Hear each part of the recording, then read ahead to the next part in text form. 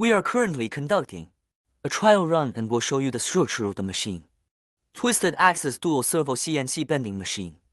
The old cylinder still has a connecting rod for adjustment, and there is also a synchronous shaft. The only difference is that the back gauge uses a ball screw, linear guide rail. This is the servo motor for adjusting the back gauge. This is the servo motor for the cylinder stroke. Let's take a look at the system. It's very simple and easy to operate.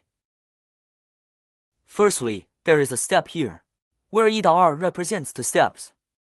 Then this is the first step. Then you can also insert the number of steps to adjust it to 3 steps. Then this is the page up and down page flipping. For example, in the third step, the back gauge is set to 200. The second step is 37.5. Step 3 is 37.5. We put this. Change 37.5 to 60. Okay. 3 steps, the angle isn't changed. All are 90 degrees. Press start. Press start. When we step on the bending machine, it descends.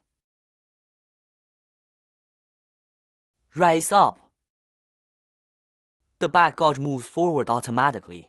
Step on it again. Automatically backward.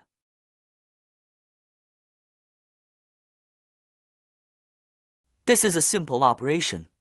If we want to bend 90 degrees, we input 90 degrees, but the bending result is not 90 degrees. For example, 88. We input the angle compensation into 88, and then step on it again to make it okay.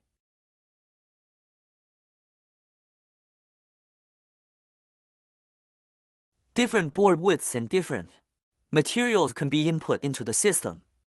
The selection of upper and lower molds, as well as the selection of molds.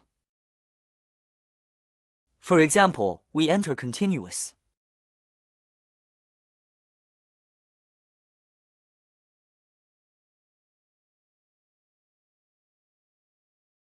Now that we have left, it has started to operate continuously.